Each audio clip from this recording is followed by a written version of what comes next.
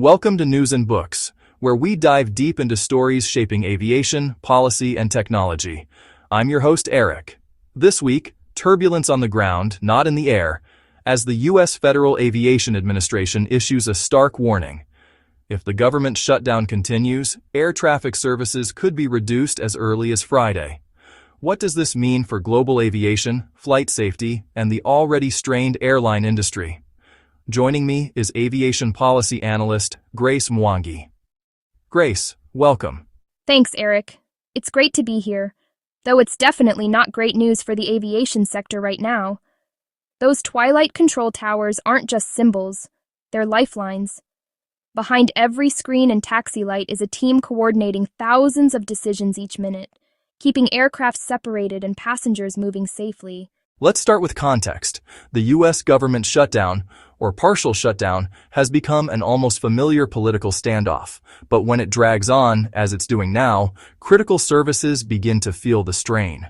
The FAA, responsible for regulating and overseeing all aspects of civil aviation, is among the agencies hit hardest. Exactly. During a shutdown, many FAA employees, including safety inspectors, engineers, and air traffic controllers in training, are furloughed, meaning they're sent home without pay. Essential personnel, like those actively managing air traffic, remain on duty, but often without paychecks. And this week, the FAA warned that if funding isn't restored by Friday, they'll be forced to scale back air traffic services, potentially grounding or delaying flights across the country. So we're looking at a situation where the world's busiest airspace, North America, could see significant disruptions, not because of weather or mechanical failures, but because of a political impasse. Headlines roll in as terminals slow. Each delay on the board reflects stretched staffing, postponed inspections, and a system balancing safety with fewer hands on deck. Grace, for those who might not realize how fragile the air traffic management system can be, how would you describe its dependence on staffing and coordination? Think of it as an orchestra. Every aircraft, every flight path, every runway is part of a synchronized performance. If even a few key instruments, or in this case, controllers, are missing, the entire performance risks collapse. The U.S. system manages over 45,000 flights daily, and while automation helps, human oversight remains essential for separation, sequencing, and safety decisions. And with controllers already stretched thin post-pandemic, this couldn't come at a worse time. Exactly. The FAA has been struggling to fill hundreds of vacancies after retirements and resignations. A prolonged shutdown halts hiring, training, and even recertification processes. That's a ripple effect that can take months, even years to undo. These staffing charts tell the story. Retirements up, training pipelines thin. Certifications and recurrency checks slip, and rebuilding those qualifications can take months after funding returns. Let's talk about what this could mean for passengers and airlines if the shutdown drags on. What are we likely to see by this weekend? The FAA has indicated potential delays at major hubs. Think Atlanta, Chicago, New York, Dallas, as fewer controllers are available. Airlines might have to cancel or reschedule flights to maintain safe separation intervals. In 2019, during a similar shutdown, the U.S. lost an estimated $3 billion in GDP, and tens of thousands of flight delays were logged in just a few weeks.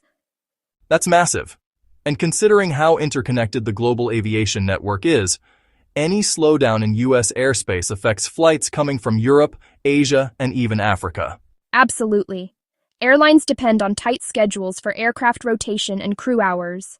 If the U.S. grid slows down, aircraft arriving from overseas could be held at departure points, creating knock-on effects worldwide. Night ramps look calm, but idle gates mean rerouted crews, missed connections, and aircraft out of position. Every quiet gate today compounds tomorrow's scheduling crunch. Beyond the inconvenience, there's a deeper question of safety oversight. What happens when inspectors and maintenance regulators aren't at work? That's a major concern. During shutdowns, the FAA suspends many non-critical inspections and certification processes, including new aircraft approvals, repair station audits, and pilot licensing. It doesn't mean planes suddenly become unsafe, but the oversight cycle weakens. Issues that need follow-up can sit idle for days or weeks. So it's like flying on an aircraft that's perfectly airworthy today, but you're losing some of the invisible safety net that ensures it stays that way tomorrow. Precisely. Aviation safety isn't about reacting. It's about constant, proactive checks. That's what keeps aviation the safest mode of transport in the world. Oversight keeps the machine steady. Audits, approvals, and routine checks. When those procedures stall, risks don't spike immediately, but resilience quietly erodes over time. Grace, politically speaking, why does the FAA always seem to get caught in these budget battles? Isn't air safety supposed to be above politics? It should be, but the FAA is tied to the federal funding process. When Congress fails to approve spending bills, agencies lose access to funds, even for critical services. Ironically, it highlights a long-standing debate whether aviation oversight should have independent, continuous funding, similar to how the U.S. Postal Service operates. That's interesting, because in some countries, like the UK's CAA or Canada's NAV Canada, aviation authorities operate semi-autonomously, meaning they aren't directly dependent on parliamentary budgets for day-to-day operations. Exactly.